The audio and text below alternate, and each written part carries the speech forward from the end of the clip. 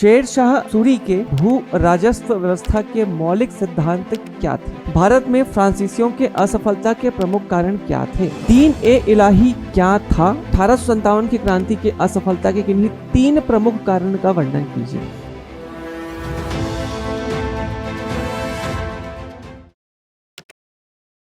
नमस्कार, जय हिंद। कैसे हैं आप सभी? दिल्ली आईएएस एकेडमी के इस डिजिटल प्लेटफॉर्म पर आप सभी का स्वागत है। और हमारी लास्ट कक्षा में हमने मेंस से संबंधित कुछ क्वेश्चनों के बारे में चर्चा की थी कि हम उस प्रकार के क्वेश्चन आएंगे प्राचीन इतिहास के संबंध में, तो उसको कैसे डील करेंगे। और आज उसी श्रृंखला को आगे बढ़ाते हुए हम कुछ क्वेश्चन लेकर के आए हैं आपके समक्ष जो प्रीवियस ईयर में आए हैं। और आज के सेशन में मध्य भारत के जो क्वेश्चन, मतलब मध्यकालीन भारत के क्वेश्चन और आधुनिक भारत के क्वेश्चन हम लेकर के आए हैं। ठीक है, तो चलिए देखते हैं कि किस प्रकार के क्वेश्चन आए हैं और हम उसको कैसे डील कर सकते हैं। ठीक, तो यहाँ पर पहला क्वेश्चन है आप लोग के लिए, शेर शाह सूरी के भू राजस्व व्यवस्था के मौलिक सिद्धांत क्या थे? अब यहाँ पर वो उसने क्या किया है क्या नहीं किया है ये आपसे पूछा नहीं जा रहा है। आपसे यहाँ पे पूछा जा रहा है कि मौलिक सिद्धांत क्या थे, मतलब उसके मूल में क्या था। तो आपको, हालांकि ये क्वेश्चन छोटा है, 2 मार्क्स के लिए है।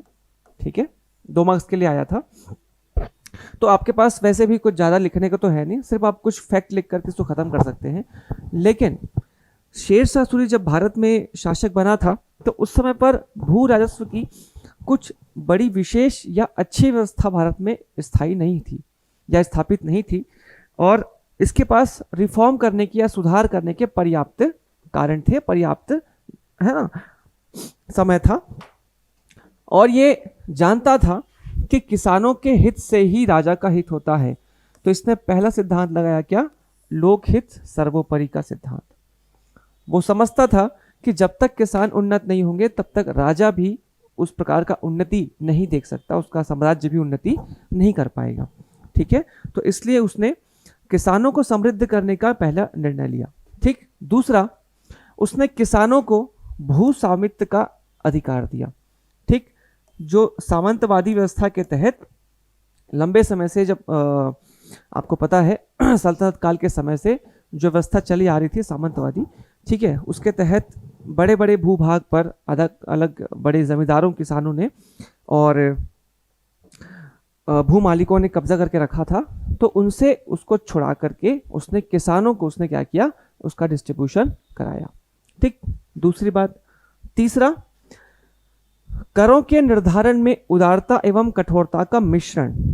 तो यहां आपको ध्यान में रखना है कि उसने हर जगह पर एक प्रकार का कर नहीं लगाया। उसने पहले क्या किया? भूमि का निर्धारण किया। ठीक, अच्छी, मध्यम और खराब भूमि में। ठीक, अच्छी भूमि पर टैक्स ज्यादा लगाया, खराब भूमि पर टैक्स कम लगाया। ठीक, तो इस प्रकार से उसने करों के निर्धारण में उदारता एवं कठोरता का मिश्रण किया, जहां पर उसका जो कर होता था भूमि पर वो 1/3 से लेकर के 1/4 तक हो सकता था। ठीक है, और भूमि का निर्धारण, तो ये इस प्रकार से उसने अपनी भू राजस्व व्यवस्था को स्थापित किया था। ठीक है, तो ये हो गया आपका पहला क्वेश्चन आज का। आगे बढ़ते हैं। किसी प्रकार का कोई डाउट हो आपको तो आप कमेंट सेक्शन में जाकर के उसको पिन कर सकते हैं। ठीक है, उसको आप कमेंट कर सकते हैं, हम उस पर बिल्कुल रिएक्ट देंगे। ठीक है, चलिए दूसरा क्वेश्चन है, भारत में फ्रांसीसियों के असफलता के प्रमुख कारण क्या थे? ये भी 2 अंक के आए हैं, बहुत सारे कारण थे उनके असफलता के, लेकिन चूंकि 2 अंक के आए हैं तो आपके पास पर्याप्त जगह तो होगा नहीं, सिर्फ 3 लाइन होंगे, तो उसमें आपको लिखना है 30 शब्दों में। तो सिर्फ आप मेन में हेडिंग डाल करके या फिर एक लाइन में बता करके उसको खत्म कर सकते हैं। ठीक है, तो यहाँ पर सबसे पहला कारण यहाँ पे बताया जो गया है वो है कमजोर आर्थिक स्थिति। ठीक, अब जो फ्रेंच कंपनीज थी, वो फ्रेंच कंपनी एक प्रकार की सरकारी कंपनी थी। गवर्नमेंट जो है, फ्रांस की गवर्नमेंट उसको ओन करती थी, उसको चलाती थी। ठीक है, और इनके पास पर्याप्त संसाधन नहीं होते। हमेशा आप देखिएगा कि गवर्नमेंट की जो कंपनियां होती है, ठीक है, वो अधिकतर समय पर घाटे का ही काम करती है। ठीक, तो कमजोर आर्थिक स्थिति पहला कारण। दूसरा, कंपनी पर सरकारी नियंत्रण। ठीक, तीसरा, अयोग्य नेतृत्व। हालांकि कहीं कहीं पर आपको ये चीज देखने को मिलेगी कि फ्रांसीसी जो अधिकारी थे वो बहुत जगह पर योग्य भी साबित हुए हैं, है ना। जैसे एक शासक आए थे, मतलब एक गवर्नर आए थे डुप्ले, काफी योग्य माने जाते थे, लेकिन इन्होंने अपने योग्यता के आधार पर काम नहीं किया जैसा अंग्रेजों ने किया था। ठीक, तो फ्रांसीसियों की असफलता में सबसे बड़ा कारण तो अंग्रेज थे, अगर सही मायने में कहा जाए, क्योंकि वो इनसे ज्यादा कैपेबल थे हर चीज को करने के लिए। ठीक, तो अयोग्य नेतृत्व। चौथा, बंगाल के प्रति अदूरदर्शिता।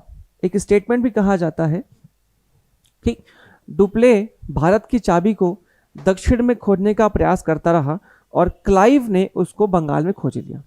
इसका मतलब क्या कि बंगाल भारत को जीतने की एक चाबी की तरह यूज किया गया अंग्रेजों के द्वारा, और वो एक्चुअल में डिजर्व करते थे। ठीक है, और यहां पर ये दक्षिण भारत में ही फंसे रह गए। ठीक, इसके अलावा यूरोपियन कंपनी, क्योंकि वो गवर्नमेंट की कंपनी थी, तो इसलिए ये फ्रांसीसी जो थे वो अधिकतर समय पर उनका जो उलझने थे वो यूरोप से खत्म ही नहीं हो पा रही थी। मतलब स्वतंत्रता पूर्वक ये भारत में अपना अस्तित्व नहीं कायम रख पा रहे थे। ठीक है, तो तीसरा क्वेश्चन है आज का कि दीन ए इलाही क्या था, स्पष्ट कीजिए। ये क्वेश्चन आए हैं 4 अंकों के लिए 2019 में। मतलब आपके पास 60 शब्दों में इसको बताना है कि दीन ए इलाही क्या था।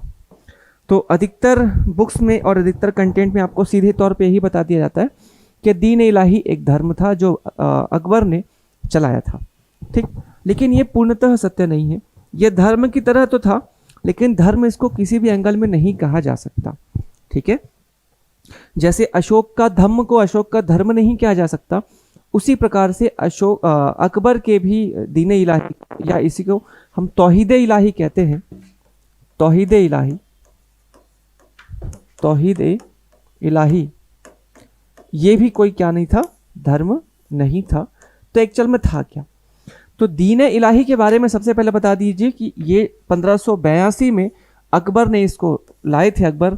ठीक है, 1582 में, और प्रजा के एक नैतिक उत्थान के लिए, उनके नैतिक नियम व उनके जागृत जीवन शैली को बनवाने के लिए या उसको स्थापित करवाने के उद्देश्य से इसको लाया गया था। इसका मतलब यह है, जब अकबर जो है वो शासन कर रहे थे, तब उस समय भी भारत में डाइवर्सिटी बहुत ज़्यादा थी, पहली बात। दूसरी चीज, अकबर चाहता था कि वो धर्म पर बहुत ज़्यादा शोध करे, और जब उसने शोध किया या जब सब धर्मों को जाना तो उसको लगा, या उसने इस चीज़ महसूस किया कि किसी किसी धर्म में कुछ अच्छी बातें हैं, किसी किसी धर्म में कुछ बुरी बातें हैं। ठीक, कोई भी धर्म पूर्णतः अच्छा नहीं है और कोई भी धर्म पूर्णतः बुरा नहीं है। इसीलिए उसने हिंदू, है ना, इसमें आप देखोगे कि इसका मूल सिद्धांत था एकेश्वरवाद, जो लगभग सारे धर्मों में है, और सूफी सर्वेश्वरवाद, जो भी भारत के धार्मिक आंदोलन से, है ना, इंस्पायर्ड था। तो उसने हर धर्म को कुछ अच्छी बातों को कलेक्ट किया और उसकी एक संहिता जैसे बनाई। उसी को क्या कहा जाता है? दीन इलाही धर्म। ठीक, दीन इलाही धर्म। अबुल फजल इसका मुख्य पुरोहित था, मुख्य पुरोहित, उसका नाम बता दीजिए। ठीक, मुख्य पुरोहित। ठीक, और इसीलिए आप देखेंगे कि इसको पूर्णतः धर्म नहीं कहा जा सकता, क्योंकि कभी भी अकबर ने भी इस चीज को, इस धर्म को, अपनी जनता को फोर्सफुली कभी नहीं कहा कि आप इसको अपना लीजिए। अगर वो धर्म चलाता अपने हिसाब से नया, तो वो पूर्णतः उसको लोगों पर थोप सकता था, लेकिन उसने ऐसा नहीं किया। तो ये एक प्रकार का नैतिक नियम था जो लोगों को, है ना, उनके जागृत जीवन शैली अपनाने के लिए प्रेरित करता था। ठीक है, हिंदुओं में केवल बीरबल ही वो व्यक्ति था यानी कि महेश दास, जिसने इसको अपनाया था। ठीक, तो चलिए, ये हो गया आपका आज का 3rd क्वेश्चन। आगे बढ़ते हैं अगले क्वेश्चन की ओर। 4था क्वेश्चन है आपके 4 अंकों के लिए ही है कि 1857 की क्रांति की असफलता के किन्हीं 3 प्रमुख कारण का वर्णन कीजिए। यहां पर कारण तो इसके बहुत सारे हैं, लेकिन सिर्फ क्या बोला है आपको? 3 कारण है और 4 अंक का है। इसका मतलब यह है कि आपको 3 अंक के जो 3 पॉइंट्स में इसको पूरे तरीके से खत्म करना है ना। आपके पास 100 शब्द हैं, सॉरी 4 मार्क्स के हैं, तो आपके पास सिर्फ 60 शब्द हैं। तो यहाँ पर आपको इसको 60 शब्दों में ख़त्म करना है।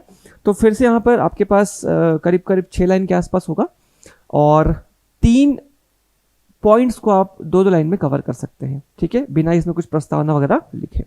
तो समय से पहले प्रारंभ होना इसका सबसे बड़ा कारण था इसकी विफलता के, ठीक है।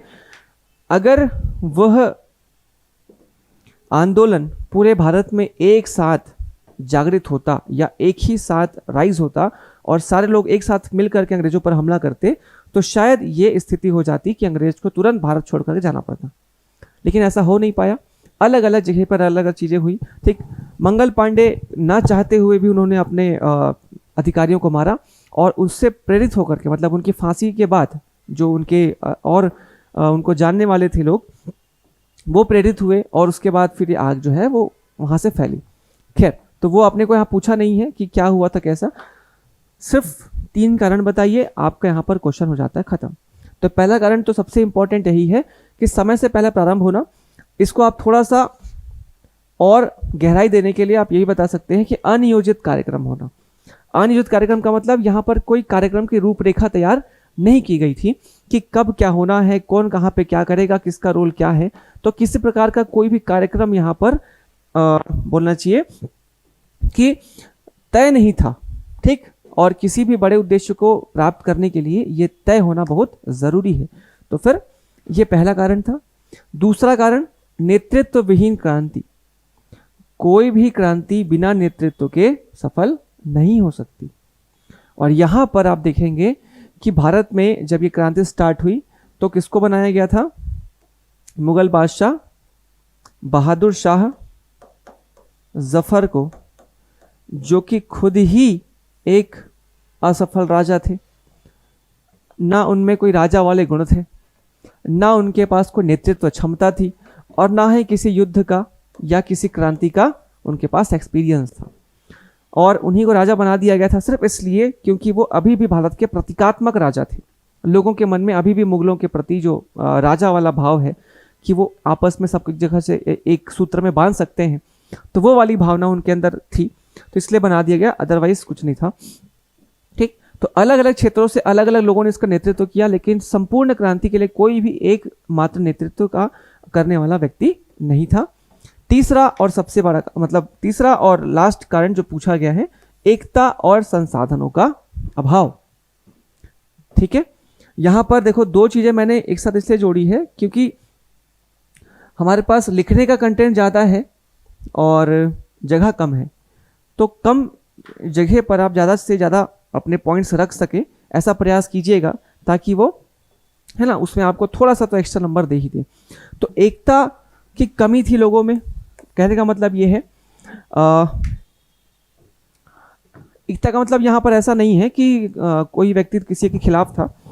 यहाँ पर एकता का भाव का मतलब ये किसी के पास एक उद्देश्य नहीं था, ठीक है। आप चाहे तो इसको एकता की जगह निश्चित उद्देश्य लिख सकते हैं, निश्चित उद्देश्य का अभाव, निश्चित उद्देश्य का अभाव भी लिख सकते हैं। एकता की जगह ज्यादा अच्छा होगा, अभाव, ठीक। साथ ही साथ इनके पास वेपन्स, लड़ाई करने के लिए हथियार, गोला बारूद, इस प्रकार की चीजें, रसद सामग्री भी बहुत कम मात्रा में थी और जो थी वो जल्दी ही खाली हो चुकी थी, ठीक। और इस वजह से ये युद्ध जो है ये हार जाते हैं या ये क्रांति जो है वो असफल हो जाती है, ठीक है। तो मुख्यतः यहाँ पर आप देख सकते हैं कि 3 हमने बेसिक कारण बताए इस क्रांति के असफल होने के, ठीक है। चलिए आगे बढ़ते हैं। देखिए, जिस क्वेश्चन की जितनी डिमांड है आप उसको उसके ही हिसाब से जो है लिखने का प्रयास करिए, ठीक। जो नहीं पूछा जा रहा है उसको एक्स्ट्रा बताने की जरूरत आपको बिल्कुल नहीं है, जितना पूछा जाए उतना बता दीजिए, आपको उतने मार्क्स मिल जाएंगे। फिर यहाँ पर अलाउद्दीन खिलजी का सैनिक व्यवस्था की विशेषताओं की चर्चा करनी है आपको, ठीक। और ये क्वेश्चन आए हैं कितने मार्क्स के लिए? 8 मार्क्स के लिए 2019 में, ठीक।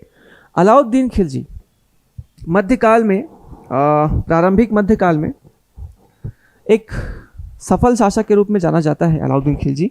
और उसका एक अच्छा गुण ये था कि वो दूरदर्शी था और समझदार था, समझ रखता था भारत की, कि भारत की परिस्थितियां कैसी थी, इस बात की उसको समझ थी। तो जैसा हमने पिछले चैप्टर में कोशिश किया था समुद्रगुप्त के विजय अभियानों को समझने की, जहां पर उसने भारत के अलग अलग क्षेत्रों में अलग अलग नीतियां अपनाई थी, इसने भी उसी प्रकार का अनुसरण करते हुए दक्षिण भारत को साधा था। ठीक, तो इसका महत्वाकांक्षी होना इसका सबसे बड़ा गुण था, ऐसा माना जाता है। सिकंदर द्वितीय अपने आप को कहलाना चाहता था। ये सिकंदर द्वितीय अपने आप को मानता था, है ना। देखो 8 अंक का क्वेश्चन है, इसका मतलब आपके पास जो है 125 जो है शब्द है आपके पास लिखने के लिए, मतलब लगभग आपके पास 30 के आस हाँ 10 और 12-15 के आसपास लाइन होगी, 12 से 15 के बीच में आपके पास लाइनें होगी, उसमें आपको इसको कवर करना है। ठीक है, तो यहाँ पर आप शुरुआत में 2-4 लाइन लिख सकते हैं कि वह महत्वाकांक्षी शासक था और ये वगैरह वगैरह। ठीक, इसके बाद इसके बारे में स्रोत भी आप उसी प्रस्तावना के अंतर्गत लिख सकते हैं, शुरुआत में जो आप लिखेंगे दो लाइन में, कि फतवाए जहांदरी से इसके बारे में जानकारी मिलती है, जो कि बर्नी की पुस्तक है। ठीक, अब बात आती है कि इसने जो अपनी सैनिक व्यवस्था थी या अपने विजय अभियान को कैसे आगे बढ़ाया। ठीक, तो सबसे पहले उसने क्या किया, दुर्ग और छावनी का निर्माण किया। ठीक है, क्योंकि इस समय पर मंगोल आक्रमण का भय था, तो दूसरे के घर में डाका डालने से पहले अपना घर सुरक्षित करना पड़ता है ना, इसीलिए इसने क्या किया, तो मंगोल आक्रमण से बचने के लिए उत्तर पश्चिम प्रांतों में क्या किया, किले और छावनियों का निर्माण किया ताकि मंगोलों से बचा जा सके, पहली बात। दूसरी बात, इसने स्थायी सेना रखी। इसके पहले तक किसी भी शासकों ने किसी भी मुस्लिम शासक ने स्थायी सेना नहीं रखी थी। ठीक, स्थायी सेना वो सेना होगी जब आप बोलोगे वो तब जाएगी, है ना। भाड़े के सैनिक कभी मिले कभी नहीं मिले, मिल गए तो लड़े कि नहीं लड़े। यहाँ पर स्थायी रूप से सेना रखा, सेना को उसने सही तरीके से ट्रेनिंग दिया, ठीक, सुसज्जित किया, हथियारों से लैस किया। इसके बाद उसने एक स्थायी सेना का निर्माण किया। ठीक, इसके बाद सेना में अच्छी नस्ल के जो घोड़े थे उसको रखा, अच्छी नस्लों के घोड़े रखे, और कोई इसमें मिलावट ना करे, इसलिए उसने घोड़ों को दागने की परंपरा शुरू की ताकि कोई घोड़े को अदला बदली ना कर सके, मतलब बुरे घोड़े से अच्छा घोड़ा बदल कर ना रखे। तो घोड़ा दागने की व्यवस्था स्टार्ट की। ठीक, सैनिकों को नगद में वेतन देने की प्रथा स्टार्ट की। ठीक है, अब ये सैनिकों को परमानेंट रखना है तो नगद तो वेतन देना पड़ेगा, तो सेना के लिए इसने नगद वेतन की स्थापना की। अब इसके साथ दिक्कत क्या थी, इसके पास कैश फ्लो ज़्यादा था नहीं। कैश फ्लो का मतलब इसका भंडारण एक सीमित था, और उस समय स्थायी सेना रखना मतलब हर महीने आपको पैसा देना है, तो इसके पास इतने पैसे तो थे नहीं कि आप हर महीने दे सके खाली बैठा करके उनको। तो इसने क्या किया, सेना के लिए राशनिंग प्रणाली शुरू की। राशनिंग प्रणाली का मतलब सब्सिडरी प्रणाली, जहां पर उसने अपनी सेना को वेतन कम दिया लेकिन सुविधाएं ज़्यादा दी। मतलब एक व्यक्ति पैसे का खर्च कहाँ करता है, अपने खाने पीने में, अपने रहने में, अपने जीवन यापन में, अपने परिवार पर, है ना। तो उसने क्या किया, ये जो सुविधाएं थी कि सस्ता राशन, सस्ते कपड़े, है ना, सस्ते बाजार, गुलाम, इस प्रकार की चीज़ों को उसने सब्सिडी में सैनिकों को देना स्टार्ट किया, और वेतन का जो मूल वेतन था वो कम कर दिया। ठीक, इस प्रकार से इसने अपने सैन्य व्यवस्था को क्या किया, सुदृढ़ किया। ठीक, तो ये आपके लिए हो गया आप अलाउद्दीन खिलजी के सैन्य सुधार से संबंधित चीजें। ठीक, जो कि पूरी तरीके से बेस्ड है किस पर, है ना, उसकी महत्वाकांक्षा को पूरा करने के लिए। ठीक है, चलिए आगे देखते हैं, नेक्स्ट क्वेश्चन की तरफ बढ़ते। अगला क्वेश्चन है गांधीवादी, ये आधुनिक काल से क्वेश्चन है, गांधीवादी आंदोलन से, कि गांधीवादी आंदोलन के प्रमुख परिणामों को स्पष्ट करना है। गांधीवादी आंदोलन के प्रमुख परिणाम, ऐसे क्वेश्चन, मतलब ये क्वेश्चन का लेवल थोड़ा अच्छा है बाकी से हटके, और यहाँ पर आपको किसी भी पर्टिकुलर बुक में ऐसा नहीं मिलेगा कि उसके परिणाम क्या हुए हैं। ये यूपीएससी के तर्ज पर क्वेश्चन पूछा गया है, और काफ़ी अच्छा क्वेश्चन है, तो इसको हम डील करने का प्रयास करते हैं। ठीक, यहाँ पर 8 अंक के लिए क्वेश्चन आए हैं और तो जो प्रभाव देखने को मिले गांधी जी के बारे में, आप जानते हैं कि उनके आने से पहले तक आंदोलन की जो गति थी, स्वतंत्रता संग्राम की जो गति थी या जो धारा थी, वो अलग दिशा में थी या स्पष्ट दिशा में नहीं थी, और उनके आने के बाद वो दिशा स्पष्ट हुई। तो क्या ऐसे परिवर्तन हुए उनके आने के बाद भारत के आंदोलन में? यही देखने का प्रयास हम करेंगे इस आंसर के जरिए। पहली बात, स्वतंत्रता संग्राम की विचारधारा में उदारवाद का मिश्रण तथा उग्रवाद के प्रभाव में कमी। गांधी जी ने भारत में इस आंदोलन की या स्वतंत्रता आंदोलन की कमान उस समय संभाली जब बड़े बड़े नेता भारत में, उनकी या तो डेथ हो चुकी थी या तो जैसे गोपाल कृष्ण गोखले, उनकी मृत्यु हो चुकी थी। ठीक है, बाल गंगाधर तिलक, मतलब वो अभी मृत्यु नहीं हुई थी लेकिन अंतिम समय उनका चल रहा था। ठीक, इसके अलावा 2-3 और बड़े नेता थे उस समय के, वो उनकी भी डेथ हो चुकी थी। कुछ नेता संन्यास ले चुके थे, विपिन चंद्र पाल भी संन्यास ले चुके थे। और ऐसी परिस्थिति में भारत के पास कोई भी ऐसा बड़ा नेता नहीं था इस आंदोलन का नेतृत्व करने के लिए। ठीक, और उसी समय जब हम राष्ट्रीय आंदोलन को पढ़ते हैं तो पता चलता है कि कांग्रेस का जब समय शुरू हुआ था तो उस समय उदारवाद युग था, और उदारवाद के प्रभाव से हमें ज़्यादा कुछ सफलता प्राप्त नहीं हो पाई थी, जिसके कारण भारत का जो राष्ट्रीय आंदोलन था वो उग्र दिशा में, उग्र धारा की ओर जा रहा था। ठीक, और उस समय पर गांधी जी की एंट्री होती है, तो उनके आने से क्या हुआ, स्वतंत्रता संग्राम के विचारधारा में उदारवाद का मिश्रण देखने को मिलता है। ठीक है, उदारवाद का मतलब है गांधी जी शुरुआत में, है ना, अपने शुरुआती समय की बात बता रहा कि जब वो भारत में आंदोलन की शुरुआत कर रहे थे तब वो गांधी जी अंग्रेजों के समर्थक थे, यानी कि वो उनके हिसाब से चलना चाहते थे और उनके तरीके से, संवैधानिक तरीके से वो चाहते थे कि वो खुद ही भारत छोड़कर चले जाए, हमें प्रशिक्षित करे और उसके बाद यहाँ से वो चले जाए। तो उदारता का मिश्रण देखने मिला। ठीक, दूसरा, उग्रवाद के प्रभाव में कमी आई। अगर वो नहीं होते तो भारत का राष्ट्रीय आंदोलन बहुत ज़्यादा उग्र हो सकता था, जैसे अन्य देशों में हुआ है। ठीक, फिर नेक्स्ट, आम जनता का राष्ट्रीय आंदोलन से जुड़ाव। ये मेरे हिसाब से सबसे महत्वपूर्ण बदलाव था उनके, या फिर प्रभाव था उनके आंदोलन से जुड़ने के बाद। अभी तक के जितने भी नेता आए थे गांधी जी से पहले, उन्होंने या तो अपने बल पर कुछ करने का प्रयास किया, या तो उनका जो ग्रुप था या जो उन्होंने अपने स्तर पर किया, तो वो ऐसे लोग थे जो या तो बड़े घरानों से आते थे, या जमींदार थे, या पढ़े लिखे वर्ग थे। कुल मिलाकर के सब इंटेलेक्चुअल क्लास थे। आम जनता का जुड़ाव अपने देश, अपने समाज और राष्ट्रीय आंदोलन के प्रति बिल्कुल भी नहीं हो पा रहा था। कांग्रेस भी गांधी जी के आने तक आम लोगों से उतनी ज़्यादा नहीं जुड़ पाती थी। ये बड़े लोगों का विचार रखने वाली संस्था है, ऐसी मानी जाती थी। जो व्यक्ति मजदूरी कर रहा है, जो व्यक्ति किसान है, जो गृहिणी है, इनको इससे कोई मतलब नहीं होता था। ठीक, गांधी जी वो पहले व्यक्ति थे जब जो उनके सड़क पर उतरे, लोगों के साथ चले, आंदोलन किया, ठीक है, धरने दिए, खुद की जान जोखिम में डाली, और तब लोगों ने कहा कि नहीं, हमें, जब गांधी जी जैसा व्यक्ति या फिर हमारा लीडर ऐसा कर सकता है जो हमारे लिए कर रहा है, तो हम क्यों नहीं कर सकते। तो यहाँ पर आम जनता का राष्ट्रीय आंदोलन से क्या हुआ, जुड़ाव हुआ। ठीक, इस तरीके से। फिर गांधी जी ने सामाजिक भेदभाव में कमी लाई, या हरिजन उद्धार आप इसको लिख सकते हैं।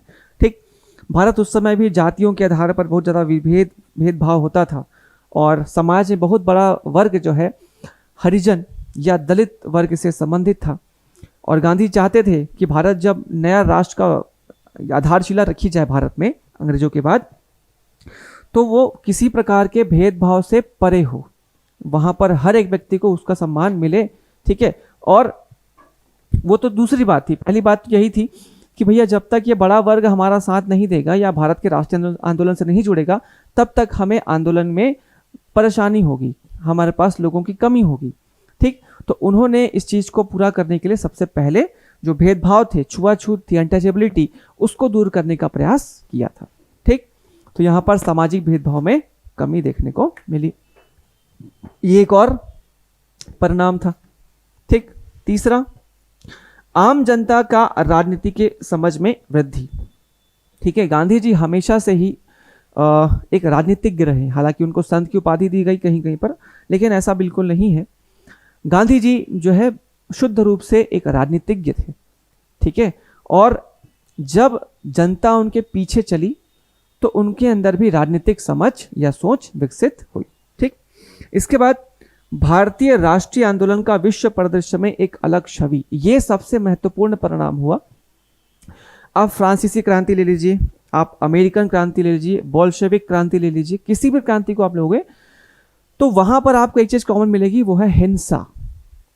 ठीक, लेकिन गांधी जी के आंदोलन से क्या हुआ, भारत में आजादी तो आई, उस आजादी का आधार लेकिन हिंसा नहीं था।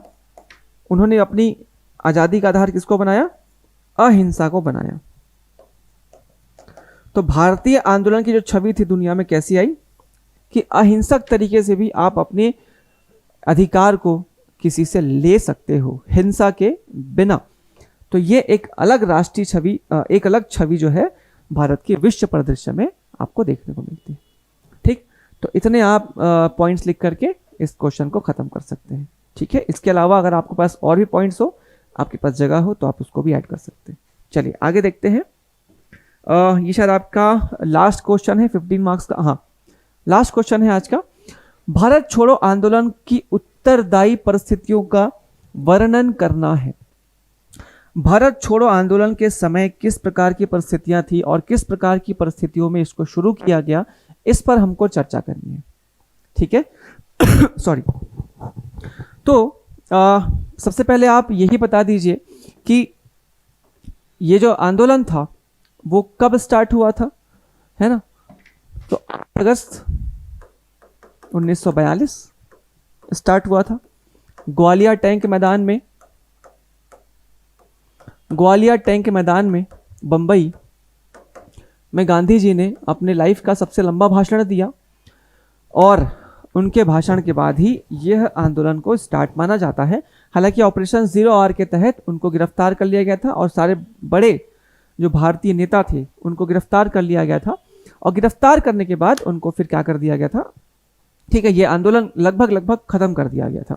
लेकिन ये भारत का पहला या फिर पूरे दुनिया का पहला आंदोलन हुआ जहां पर बिना नेतृत्व के आंदोलन सफलतम रूप से चला था। ठीक, सफलतम तो खैर पूर्णतः नहीं बोल सकते, लेकिन बहुत हद तक इसने अपने छाप छोड़ने में कामयाबी हासिल की थी। ठीक है, तो थोड़ा सा प्रस्तावना में आपको बताना पड़ेगा कि कब स्टार्ट हुआ था, क्या होता, सारी चीजें। इसके बाद इसके जो प्रमुख कारण थे वो बताते चलिए एक करके। तो पहला कारण था द्वितीय विश्व युद्ध 1939 में द्वितीय विश्व युद्ध स्टार्ट हुआ था और द्वितीय विश्व युद्ध में भारत से बिना परमिशन के या भारतीयों से बिना परमिशन के उनको युद्ध में झोंका गया था। ठीक, हमारा देश भाई यूरोपियन युद्ध था, वो भी कोई युद्ध, दोनों ही विश्व युद्ध एक तरीके से बोला जाए तो यूरोप का युद्ध था, भारत का कोई इसमें रोल था नहीं, या एशिया का। ठीक, यूरोपियन कंपनीज या यूरोपियंस जो लोग आपस में लड़ रहे हैं उनकी चीजें, समस्याएं उनकी है और हम जबरदस्ती उसमें पीछे जा रहे हैं।